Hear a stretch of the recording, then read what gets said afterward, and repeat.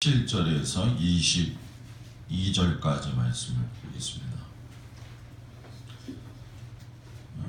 구약성경 879쪽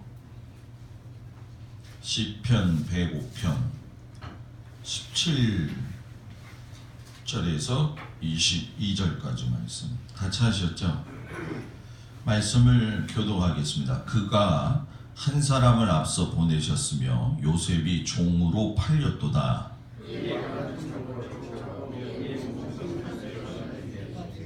곧 여호와의 말씀이 응할 때까지라 그의 말씀이 그를 단련하였도다.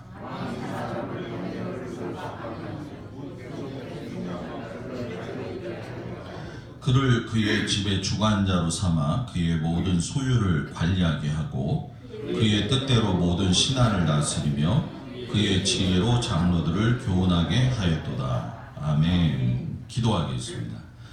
하나님, 말씀을 통해서 우리가 주님과 가까이 가기를 원합니다. 주님의 말씀해 주셔서 저희들의 마음의 문이 열리게 하시고 그 마음속에 주님이 찾아오셔서 주시는 말씀 붙들고 살아가도록 인도하여 주옵소서. 예수님의 이름으로 기도드렸습니다. 아멘. 할렐루야. 아멘. 요셉을 통한 인격 다듬기라는 제목을 가지고 지금 은혜를 나누려고 합니다. 우리가 지금 비전과 꿈에 대한 이야기를 나누고 있는데 요셉의 삶을 보게 되면서 오늘 우리가 지금 집중적으로 보아야 될 것은 요셉이 인격적으로 어떤 삶을 살았느냐.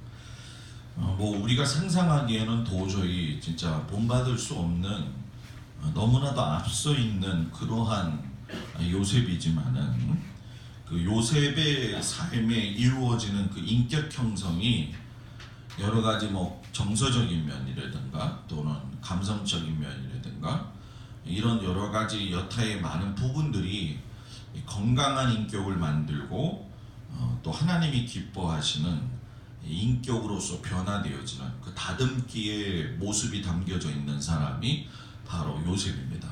그래서 우리가 요셉을 이제 보면서 형들하고 또 이제 매치를 지금 시키고 있고 또 아버지 야곱하고도 이렇게 매치를 시키고 있는데 그 형들과 만나고 아버지와 만나는 과정 속에 있어서 이제 우리가 버려야 될 그런 인격들이 있습니다. 쉽게 얘기하면 인격이 다 좋은 게 아니라 인격도 버려야 할 병든 인격이 있고 또 계속 만들어내야 될 건강한 인격이 있다는 거예요.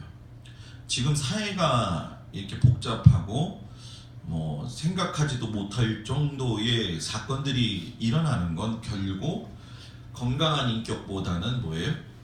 병든 인격의 모습이 있기 때문에 그런 일들이 일어나고 있다는 거죠. 우리가 이제 보게 되면은 여러분도 그렇고 저도 그렇고 인생을 사는 데 있어서 저마다 가진 그 인격들이 있습니다. 그런데 그 인격을 예를 들어서 여러분들이 서울대학교를 나왔으니까는 인격이 좋은 사람이냐? 그거는 아니라는 거예요.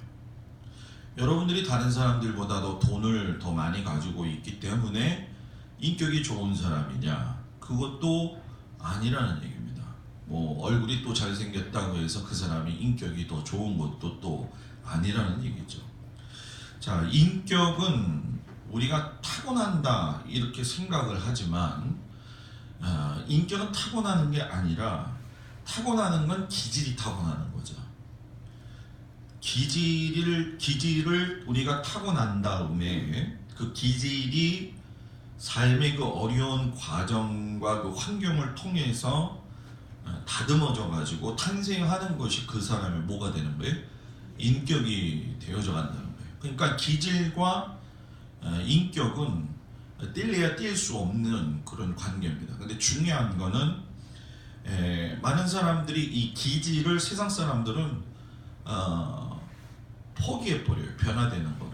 그래서 나는 그냥 이런 류의 사람이야 이렇게 얘기를 하고 변화되기를 싫어하죠. 그런데 우리 믿는 자들은 하나님께서 때로는 우리를 삶의 어려운 과정 속에 집어넣으실 때가 있다는 거예요. 요셉처럼. 뭐 이름 말할 수 없을 정도의 그 고통 속에 들어갔는데 그 들어간 상황 속에서 그 사람의 기질을 갖다가 이렇게 다듬어 가지고서는 하나님이 기뻐하시는 인격으로 이제 만들어 가신다는 얘기죠. 그래서 저는 제가 이렇게 목회해 보면서 느끼는 게 이 다듬어 갈수록 하나님이 원하시는 모양이 된다. 다듬어 갈수록 하나님이 원하시는 모양이 된다. 우리가 성막에서도 보게 되면 등대를 만들 적에 이렇게 부어서 만드는 게 아니라 쳐서 만들기 때문에 성막을 제가 꼭 가르칠 적에도 강조를 하는 게 있어요. 그게 뭐냐면 망치로 많이 두들겨 맞아야지만이 원하는 등대의 형상이 만들어진다는 거예요. 근데 뭐 등대의 형상이 뭐 여러분들 잘 아는 것처럼 우리가 뭐 이렇게 7개 촛대를 그냥 쉽게 만드는 게 아니라, 그죠? 살구꽃 열매도 있고 뭐 등받침도 있고 등잔대도 있고 하는데 이걸 다 망치로 친단 말이에요. 그러니까 맞으면 맞을수록 그것이 형상화되어져서 하나의 바른 등대의 모습을 하는 것처럼 성도의 삶에도 기질이 있다는 거예요. 여러분들도 있고 저도 있는데 이 기질들을 하나님이 사용하시기 위해서 하나님의 사람으로서 다듬기 위해서 계속적으로 훈련시키는 과정을 감당할 수 있는 은혜가 우리 가운데 있기를 주의 이름으로 축복합니다. 그래서 어떤 사람은 이 타고난 기품과 성질이 이 기질인데 이 기품과 성질대로만 살려고 하다 보니까 하나님하고 이제 어긋난 방향으로 가게 되는 거고, 그 타고난 기품과 성질을 갖다가 그 속에다가 이제 지적인 것도 들어가겠고 인간적인 어떤 그 뭐라고 해야 될까요? 도덕적인 요소도 들어갈 거고, 이제 제일 중요한 거는 세상 사람하고 다른 인격의 차이는 하나님의 말씀이 우리 가운데 들어갈 적에 하나님이 원하시는 뭐가 돼요? 인격이 된다는 거죠. 그런데 우리가 지금 우리 하나님을 다 믿고 있단 말이에요. 저도 믿고 있고 여러분들도 믿고 있는데 하나님 믿고 따르지만은 우리 삶 속에 하나님이 기뻐하시지 않는 병든 인격의 모습들이 있다라고 하는 거죠. 이거를 부정해서는 안 됩니다. 누구든지 다 이거는 있는 거예요. 그렇기 때문에 이 병든 인격이라고 하는 틀은 어떻게 보면 저를 예를 들어서 말한다면 저는 제가 알고 있는 이 저의 수준의 저의 상황 속에서의 어떤 환경들, 그리고 제가 지금까지 살아나왔던 어떤 가족적인 배경이라든가, 그리고 배운 만큼의 어떤 생각 사고방식, 그리고 하나님의 말씀을 내가 읽었다고 하지만은 그 읽은 것이 하나님 보시기에 부족한 점이 있을 때가 있다는 거예요. 그래서 요만큼 알면 요만큼 아는 거예요, 하나님을. 그죠?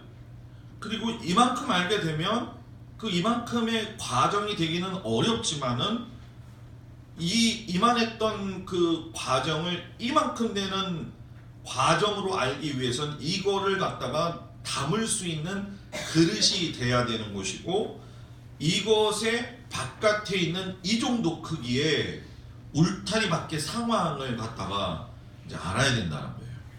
그래서 신앙은 계속적인 하나님 앞에서의 변화가 있어야 되는 거예요. 하나님의 사람은 계속적으로 하나님의 말씀으로 점검받고 그 세상 사람들은 판단하지만 하나님의 말씀에 의해서 점검받고, 그리고 그 속에서 하나님이 기뻐하시는 삶이 뭘까? 이것을 생각하고 살 적에 거기서 뭐예요? 예수 믿는 사람의 기쁨이 생긴다는 얘기입니다. 근데 이거를 도외시하고 완전히 뭐 세상 사람들하고 똑같이 살게 되면 우리 뭐 세상 사람하고 똑같은 거죠. 그래서 저는 우리 성도들이 하나님 안에서 하나님을 기쁘게 하고 나를 기쁘게 할 수 있는 건강한 인격이 되기를 주의 이름으로 축복합니다. 이제 병든 인격이 이제 만들어지는데 그 형상 속에는 뭐 몇 가지 이유가 있겠죠. 그 중에 하나가 뭐냐면은 이제 영적인 무지라고 하는 거죠. 이 무지라고 하는 거는 보아야 할 것을 보지 못하는 그 어떤 소경의 상태를 이야기하는 거예요. 우리가 나이가 들면 이제 후천적으로 백내장이나 뭐예요? 녹내장에 의해서 눈이 나빠지거나 실명할 수도 뭐예요? 있죠. 그렇죠? 그리고 선천적으로는 태어나면서부터 눈이 안 좋아서 보지 못하는 사람이 뭐예요? 있다는 거예요. 근데 이거는 문제가 되지 않아요. 이건 왜? 육신의 일이기 때문에. 그러나 하나님을 믿는 우리가 지금 신앙생활을 해가면서 하나님의 은혜 가운데 살 적에 하나님의 말씀을 들으면 들을수록 여러분 뭐예요? 우리는 무지가 아니라 하나님의 비밀을 더 많이 발견해야 돼요. 저는 여러분들이 하나님의 주옥 같은 그 보석을 늘 발견하고 살기를 주의 이름으로 축복합니다. 그거는요, 발견하려고 하기만 하면 할수록 캐낼 수 있는 거예요. 내가 어떻게든 발견해야 되겠다 이런 마음을 가지면은 하나님은 그거를 보여주세요. 요셉 같은 경우도 자기의 생각에 갇혀 있질 않았어요. 그 사람은 어렸을 적에 꿈을 꾸었죠. 그 꿈을 꾸고 그게 막연한 꿈 같기도 하지만은 그 상황을 전혀 잊질 않았었고 그의 아버지 야곱도 잊지 않았었다는 거죠. 그리고 그 환경 속에 어려운 일들이 일어났을 적에 그 일 자체를 갖다가 뭐예요? 자기 어떤 그 왜곡된 눈으로 보는 게 아니라 이것이 지금 내가 노예로 팔려가고 있고 형들이 나를 팔렸고 또 보디발의 아내가 나를 유혹했고 또 술 맡은 가난장이 나를 이렇게 잊어버렸다 할지라도 이 생각에 갇혀 있는 것이 아니라 사람은 그래서 자꾸 나쁜 생각에 갇혀 있으면 나쁜 생각만 하게 되는 거예요. 좋은 생각에 갇혀 있으면 뭐예요? 좋은 생각이 갇혀 있는 거예요. 어저께 뉴스에 보니까 자살하려고 하는 사람이 사인을 보낸다고 이렇게 얘기를 하잖아요. 그죠? 저희도 목회 상담을 할 적에 배웠던 그런 내용인데 나 죽고 싶어요. 또는 멀리 여행을 갔으면 좋겠다고. 그리고 갑자기 이 책상을 정리를 하거나 옷 정리를 하거나 그런 주변에서 그런 사람이 있으면 그거를 무심히 넘겨보지 말고 그 사람을 유심히 살펴봐야 된다는 거예요. 왜? 항상 그 속에서 선한 것이 나오는 게 아니라 상황 속에서 최악의 상태를 생각하기 때문에 내가 죽어버리면 끝나겠다라고 하는 마음이 항상 있다는 거예요. 근데 우리는 예수 믿는 사람이란 말이에요. 요셉은 하나님을 아는 사람이었단 말이에요. 우리도 하나님을 아는 사람이었단 말이에요. 그런데 최악의 상황 속에서 무지해가지고 보이는 게 아니라 하나님이 보여주지 않은 거에 대한 믿음이 있었다는 거예요. 이 믿음을 여러분들이 다 갖기를 주의 이름으로 축복합니다. 그리고 병든 이제 인격 중에 하나가 만들어가는 원인 중에 하나가 뭐냐면 이제 불신앙이라고 하는 거죠. 이 불신앙에 대한 개념은 세상 사람들한테는 아예 적용이 안 되는 부분입니다. 이 불신앙을 쉽게 얘기하면 이거죠. 믿음대로 살아야 되는데 나의 어떤 그 힘, 재능을 의지하는 거죠. 그래서 하나님의 능력을 이렇게 제한할 수 있는 그러한 마음의 태도가 불신앙적 요소라는 거예요. 근데 저는 이거보다 솔직히 더 무서운 게 뭐라고 생각을 하냐면 요나와 같은 사람이라고 생각을 해요. 왜냐하면 요나는 불신앙이 아니라 신앙이 뭐예요? 있었잖아요. 그죠? 그 사람 선지자였단 말이에요. 그런데 하나님이 말씀하신 거에 대해서 일부러 순종을 안 했어요. 하나님 알고 있는데도 일부러 순종 안 하고 반대 방향으로 여러분 뭐예요? 갔다는 거예요. 그런데 어김없이 하나님은 그 사람을 불러가지고 또 다듬어가지고선 사용하신다는 거예요. 그래서 그걸 보면서 우리가 느끼는 게 뭐냐면 어떤 사람도 하나님이 만드시면 다 변한다. 그죠? 어떤 사람도 하나님이 만드시면 변한다. 그러니까 그것을 내 마음속에서 내가 정복해서 뭐한다? 넘어가야 된다. 이런 마음이 있어야 되는 거예요. 그리고 또 병든 원인의 세 번째 원인이 있는데 그게 뭐냐면 배타적인 태도라는 거예요. 이 배타적인 태도는 어떻게 해서 나오냐면은 그냥 남을 무시하는 처사 이렇게 보기보다는 경청을 하지 않는다는 거죠. 저도 이렇게 가끔씩가다 제 자신을 이렇게 돌아보면 이렇게 말을 듣고 있다가도 딴 생각할 때가 있죠. 저도 그죠? 근데 아마 권사님들, 장로님들도 똑같은 그런 경우가 있을까요, 없을까요? 있어요. 앞에 상대방이 있지만은 그거를 갖다가 경청을 하지 아니하고 여러분 뭐예요? 들어오지 않는다는 거죠. 그러다 보니까 문제가 뭐냐면 그 포인트를 뭐예요? 딱 놓치는 거예요. 놓치게 되면은 그게 놓침으로 인해서 저 사람 얘기를 못 들었으니까 이제 내 얘기만 나가게 될 거잖아요. 그죠? 그럼 그게 자기 주장이 강해지는 것이고 배타적인 태도가 된다는 거예요. 근데 하나님은 말씀을 주시면서 그 말씀이 선을 이루어서 합력해서 선을 이루는 것이고 그 말씀이 어두운 곳에 가서 빛을 내는 것이고 그 말씀이 죽어있는 곳에 가서 생명을 살리시는 것이 하나님의 말씀이라는 거예요. 저는 여러분들이 저도 마찬가지지만 생명의 말씀을 늘 가까이 하기를 주의 이름으로 축복을 드립니다.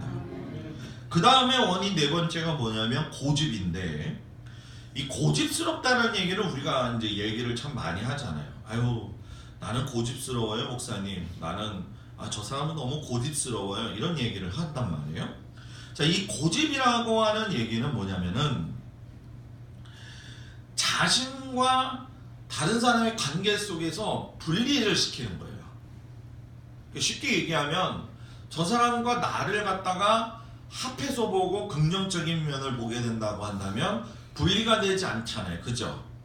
그런데 분리가 되면은 저 사람하고 분리가 되는 것이 뭐 자아가 건강해져 가지고 분리가 된다라든가 쉽게 얘기하면 이런 거예요. 자녀를 키워 가지고 성장했을 적에 자녀가 부모를 떠나갈 적에 그 자녀가 건강한 자아상을 가지고 있으면 그냥 가만히 내버려도 어떻게 돼요? 잘 산단 말이에요. 그런데 부모로서의 역할을 제대로 하지 못하고 아이한테 계속 어떤 그 보이지 않는 억압과 그런 게 있잖아요. 하여튼간에 그죠? 나는 잘해줬다고 맨날 하지만 우리들은 잘해줬다고 부모로서 생각하지만 자녀들의 입장에서는 그렇게 생각하지 않을 수 있을까요? 없을까요? 있죠. 그러면 그게 또 하나님 안에서 그게 잘 형성이 되지 않겠잖아요. 그죠? 그러니까 그렇게 될 적에 어떤 아이들이 고집을 쓰잖아요. 그죠? 떼쓰잖아요. 그죠? 마트에 가면 꼭 장난감 가게 아파가지고 앞에 앉아가지고 그냥 막 울고 난리치는 애들 있죠. 그리고 음식점 가면은 먹을 거 앞에다 놓고 있는데도 막 돌아다니면서 그냥 난리 법석을 치는 아이들이 있잖아요. 그죠? 부모들은 그걸 자유스럽게 키우는 거라고 뭐 이야기를 하는데 그건 아니거든요. 자유로워도 질서 안에서의 자유예요. 그거를 부모가 살면서 보여줘야지만이 고집스러운 행동으로 나오지 않는다는 거예요. 그러니까 자기만 이기주의적인 생각이 나온다는 거죠. 그러니까 이런 사람들은 신앙생활을 해도 커지면 관계면에서 뭐예요? 분리시키는 작업을 많이 한다는 거예요. 그러니까 우리 교회가 우리 성도들이 하나님 안에서 제대로 성장을 하려면 성도들끼리 분리시키는 장벽이 있어야 될까요? 없어야 될까요? 없어야 되는 거예요. 그래야지 교회도 그렇고 가정도 그렇고 똑같은 거죠. 아내와 남편이 말을 안 해요. 자식과 부모가 얘기를 안 해요. 그것은 서로의 이기적인 주장만을 따라간다는 거예요. 교회도 똑같다는 거예요. 그리고 다섯 번째가 부정적인 사고죠. 이건 뭐 말할 필요도 없고 여섯 번째가 뭐냐면 무목적성이에요. 그러니까 무목적성은 말 그대로 뭐예요? 인생을 하나님께서 주셨는데 인생에 대한 자기 목적의식이 없는 거예요. 이제 참 큰일 난 게 뭐냐면 우리나라가 미래가 참 불투명한 것 중에 한 가지가 뭐 여러 가지 요인이 있겠지만은 요즘에 이제 뭐 젊은 청년 세대를 살려야 된다 이렇게도 얘기를 하고 또 뭐 학생들을 살려야 된다 얘기도 하지만은 예전하고 다른 게 확연하게 드러나는 게 있어요. 그게 뭐냐면 아이들이 목적의식이 없다는 거예요. 그냥 학교를 다녀도 그냥 다니는 거고 그냥 학교 옛날에 우리 선생님들 앞에 가면은 이렇게 널브러져서 자요, 앉아요? 그거 자면은 난리 났습니다. 그죠? 근데 요즘은 선생님들이 건드리지도 못하고 그냥 널브러져서 자는 거예요. 자기들 멋대로 하는 거죠.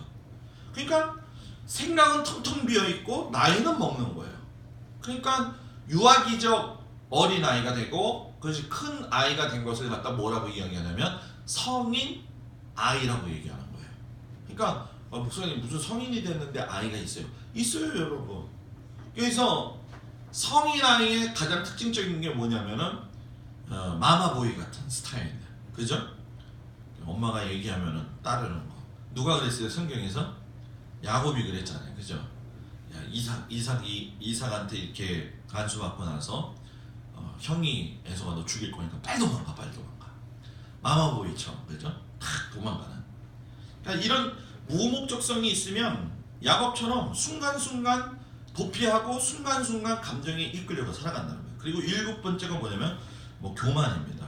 이거 얘기하지 않아도 돼야 될 문제죠. 그러니까 이런 것들이 7가지가 병든 인격을 만들게 되는데, 이 병든 인격이 세상 사람들한테는 더할 나위도 없지만 우리 믿는 자들에게도 그런 모습들이 있다라고 하는 거예요. 그래서 우리가 하나님 앞에 간구해야 될 이유는 뭐냐면 이것을 내 힘으로 바꿀 수 있다면 좋겠는데 바꿀 수가 뭐예요?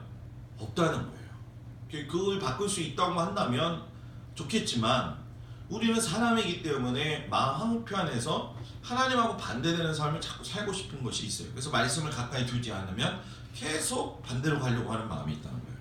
그래서 오늘 이 말씀 속에서 이제 요셉을 보면서 이제 우리가 하나의 어떤 포인트를 잡아야 되는 것 중에 하나가 뭐냐면, 여러분들이 인격을 다듬기 위해서 제일 먼저 해야 될 게 있어요. 그게 무엇이냐면 여러분들의 모델이 있어야 된다는 거예요.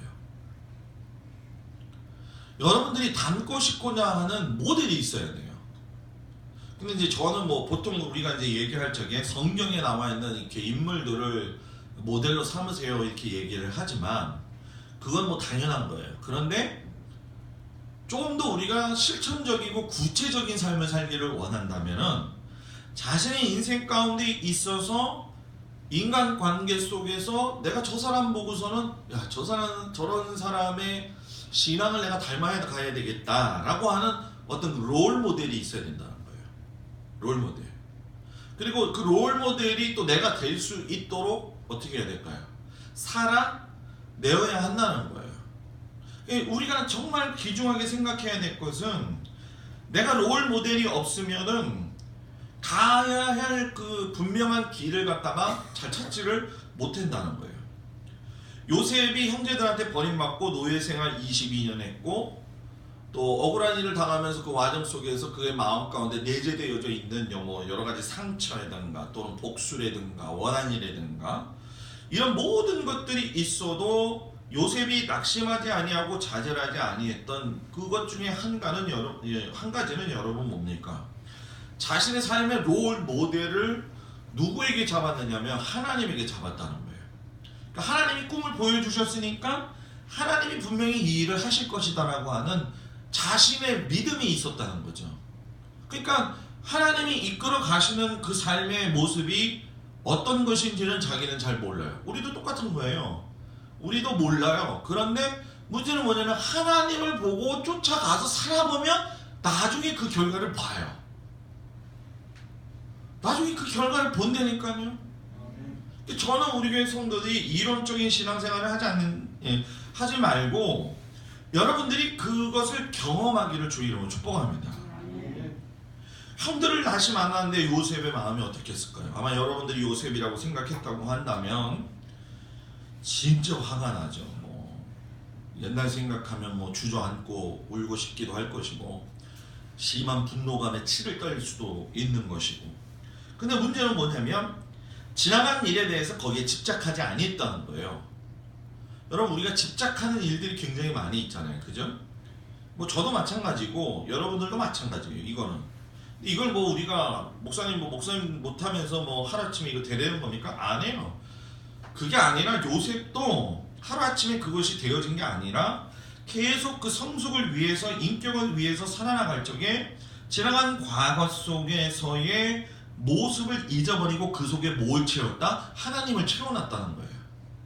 그러니까 하나님을 채워놨을 적에 이건 원수죠, 형이. 안 그래요? 형이 원수인데 보디발의 아내가 이게 뭐 진짜 요상한 여자로 보이지 않겠어요, 그죠? 술 맡은 거 하는 장도 살려줬는데 말이야, 나를 어떻게 이렇게 내팽개칠 수가 있느냐. 그런데 그런 상처들을 난 상처야 라고 한 게 아니라 이 상처를 이 메꾸기 위해서 몸부림치면서 왔다는 거예요. 누가요? 요셉이. 우리에게도 그 몸부림치는 것이 뭐예요? 있어야 된다는 거예요. 이 몸부림침에 없이는 하나님의 말씀이 그 사람을 채울 수가 없다는 거예요. 아무리 뭐 논리적이고 아무리 지식적이고 아무리 좋은 대학을 나오고 뭐 좀 똑똑하고 좀 뭐라고 해야 될까요? 뭐 사교성이 있고 그래도 하나님의 말씀은 뭐 그런 걸 딱 초월해가지고 이미 딱 들어가게 되면은 내 안에 있던 그 어둠들이 다 드러나게 돼 있어요, 여러분. 그 드러납니다, 드러나. 그 저희도 이제 뭐 내적 치유를 하러 가면은 제일 먼저 하는 게 뭡니까? 자기 안에 있는 어떤 수치스러운 것들을 갖다가 먼저 드러내게 하잖아요. 근데 뭐 우리가 교회에서 뭐 솔직히 수치스러운 걸 여러분들이 드러냅니까? 안 드러내잖아요. 근데 정상적인 교회 안에서는 수치스러운 것이 뭐 다 일률적으로 될 수는 없겠지만은 소그룹으로, 예를 들어서 목장이나 또는 이런 내적 훈련을 받기를 원하는 사람들을 통해서는 여러분 뭡니까? 그게 다 드러나와야 돼요. 그걸 지금 제일 잘하고 있는 게 누구냐면은 천장면 여성교회가 잘하고 있어요. 그거는요.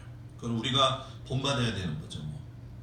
뭐 또 우리가 그들에게도 삶의 지대한 영향을 주는 것도 사실이지만 또 그들 속에서 이제 청장년들이 무슨 생각을 하냐면 교회는 오면은 그냥 목사님 설교 듣고 가는 곳이었다 이렇게 생각을 하다가 이제 작년부터 청장년들 속에 무슨 생각이 들었냐면 이게 교회가 그런 곳이 아니다.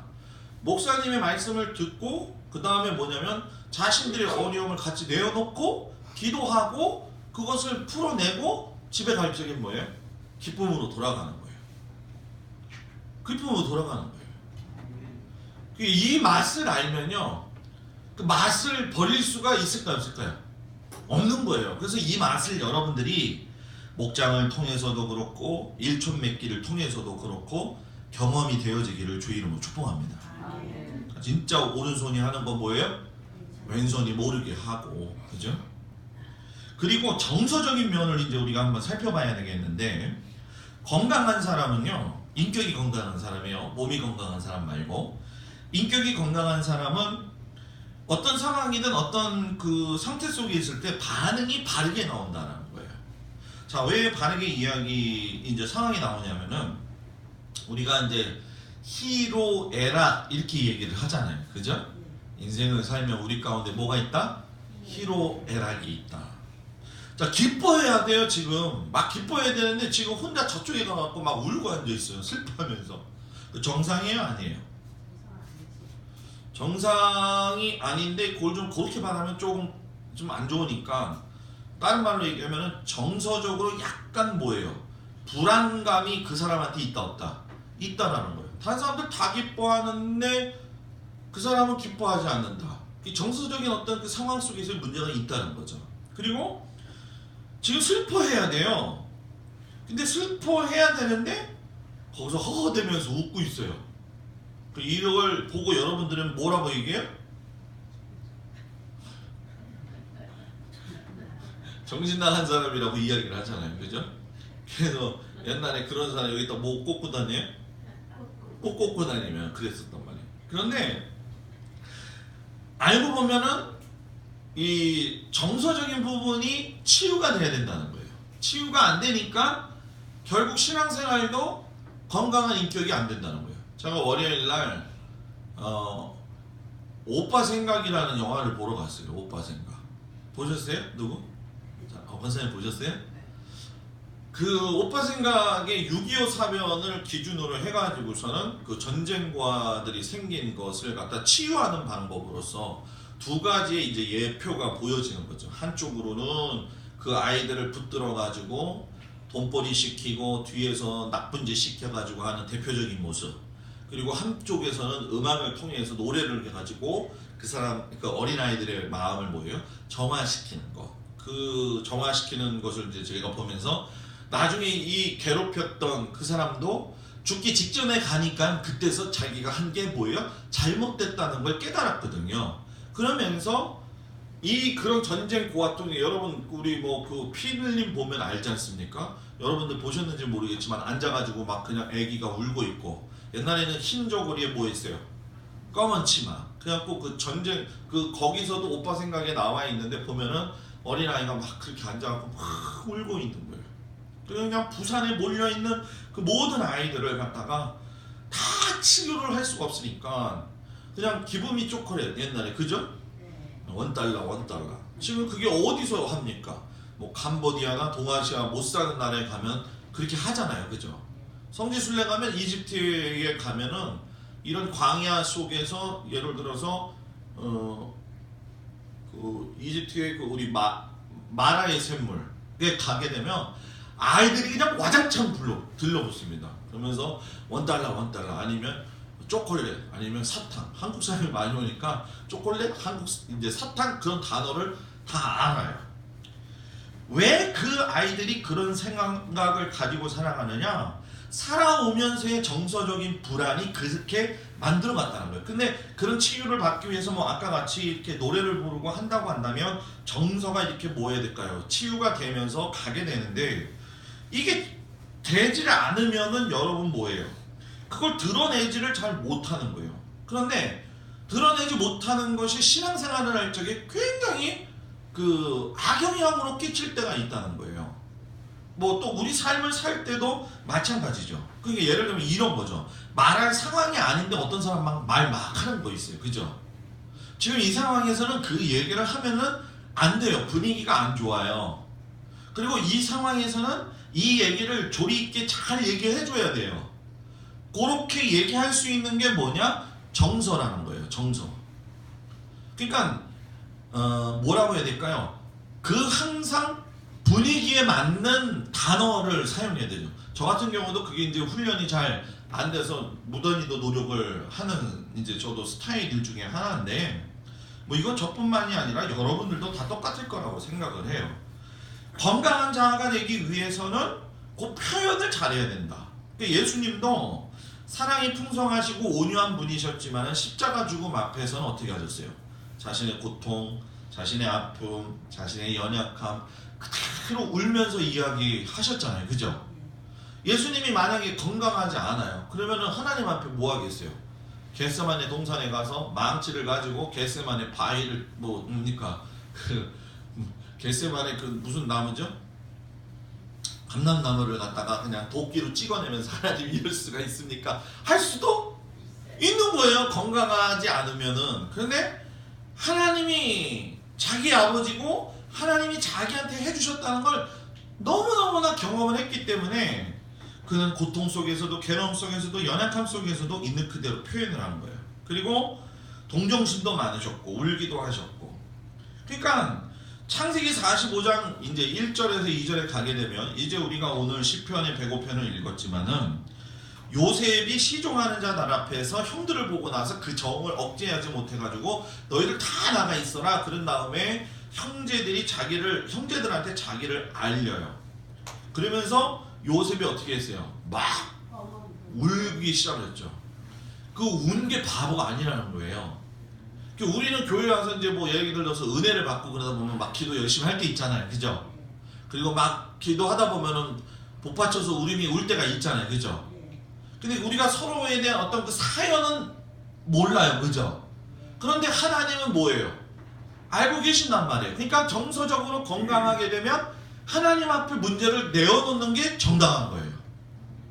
그런데 정서적으로 건강하지 못하게 되면은 문제를 하나님 앞에 드러내지 아니하고 방법을 자꾸 뭐예요? 내 방법대로 좀 사용을 해보려고 노력을 많이 하는 거죠. 그것이 뭐예요? 세상 사람들이 하는 얘기라는 거예요.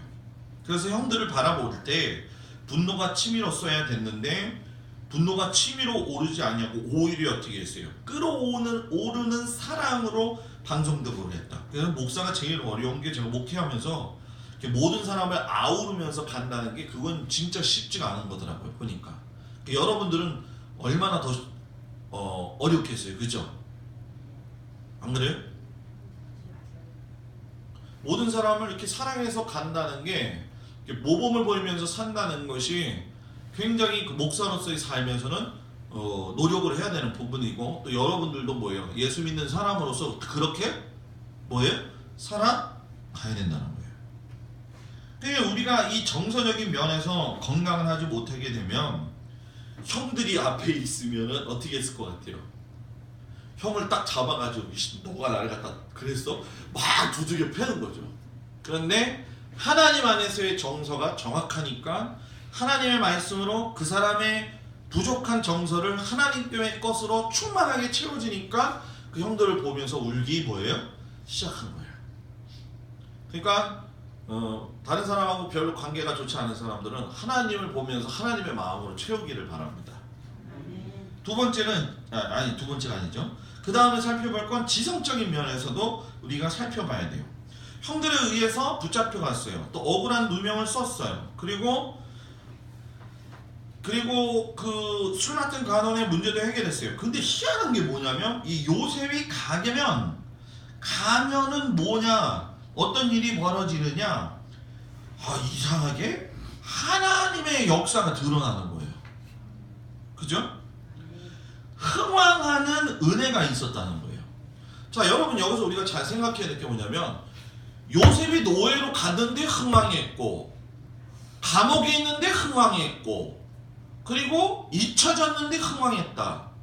그러면 요셉의 삶의 현실은 지옥 같은 삶이에요. 그죠? 지옥 같은 삶인데 그 사람의 그 지성적인 면에서, 정서적인 면에서 쏟아져 나오는 건 여러분 뭡니까? 하나님이 흥왕하게 하시는 은혜가 있었다는 거예요. 그러니까 어떤 어려운 상황 속에 가서도 비굴하지 말고, 또 그것에 대해서 비관하지 말아야 되고, 그것에 대해서 희망을 잃어버리지 말아야 될 것이 뭐냐면 하나님이 거기서 희망을 갖게 하신다. 그리고 하나님이 그 사람을 통해 가지고 흥왕시키시는 것을 다른 사람에게 뭐예요? 주신다는 거예요. 근데 그러려면 뭐가 있어야 되느냐? 요셉처럼 하나님의 말씀으로 가득 차가지고 하나님을 믿는 믿음이 있어야 될까요? 없어야 될까요? 있어야 돼요. 그래서 신앙은요, 믿음이 있어야 돼요. 무조건.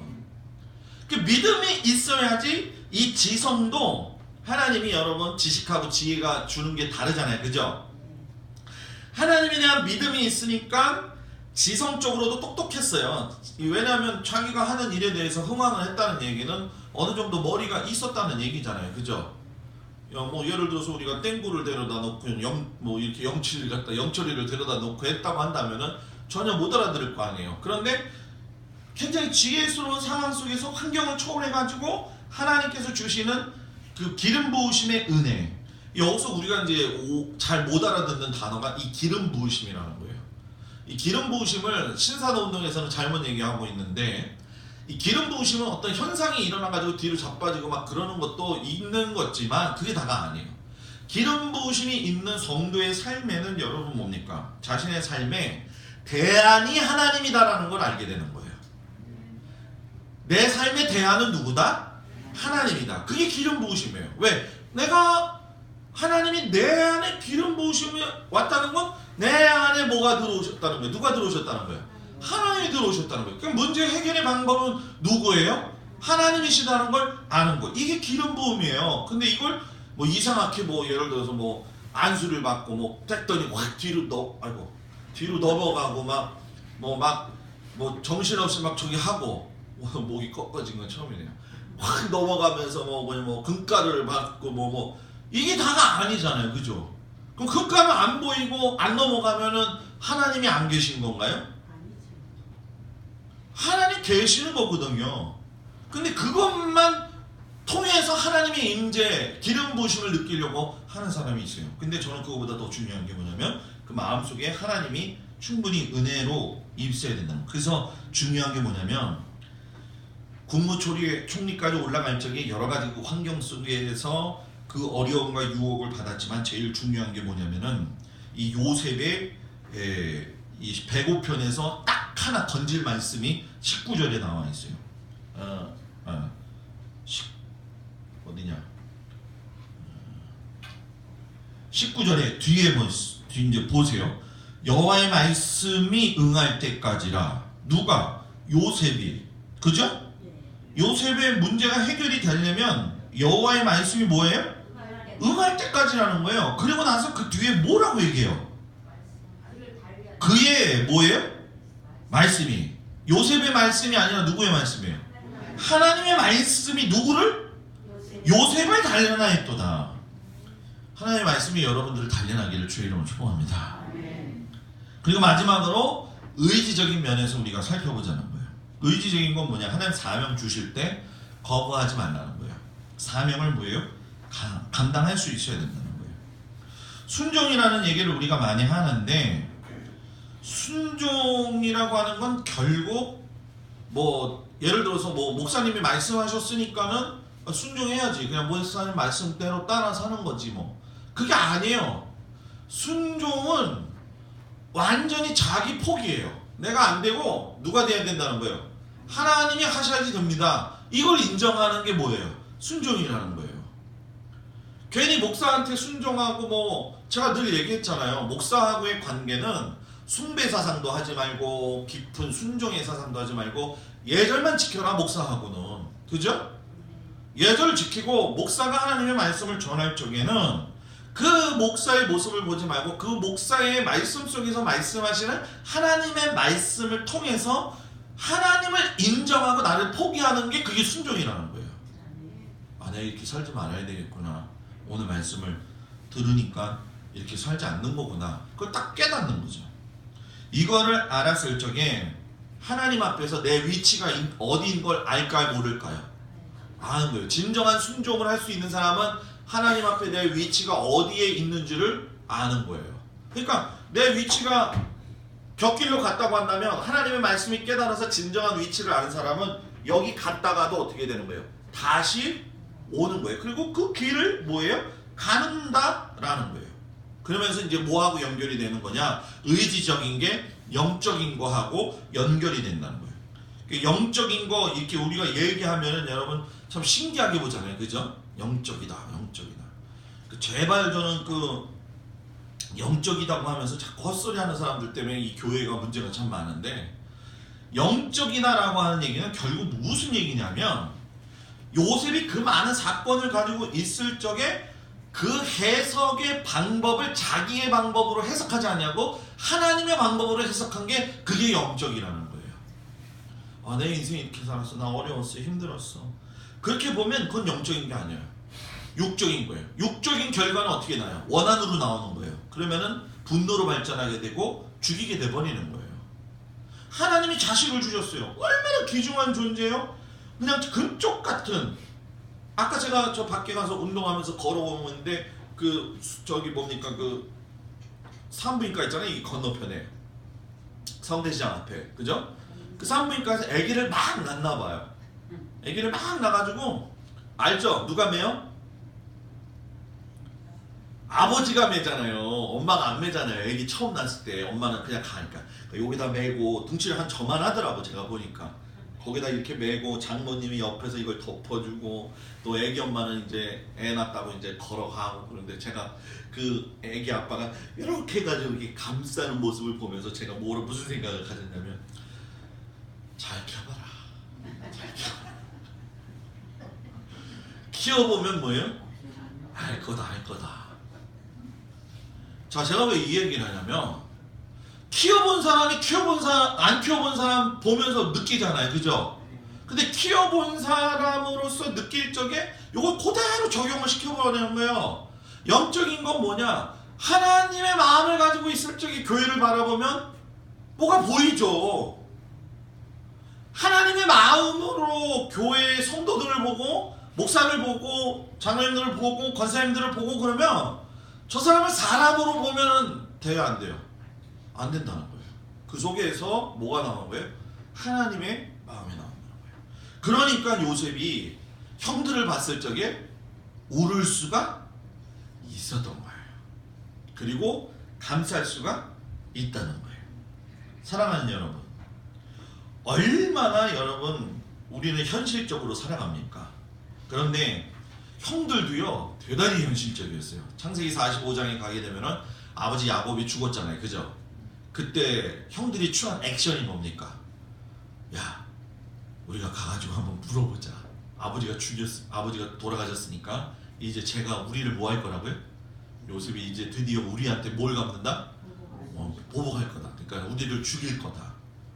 인간적으로 반응이 나오잖아요. 그런데 형들에게 뭐라고 이야기하냐면 45장 24절에 돌려보내면서 뭐라고 이야기하냐면 당신들은 길에서 다투지 말아라 가면서, 자, 이 얘기는 뭐냐? 요셉의 머릿속에 벌써 이 영적인 면에서 보고 있는 건 뭐냐면 이 사람들은 아직도 육적인 모습을 가지고 살고 있기 때문에 뭐예요? 가면서 뭐 할 거다?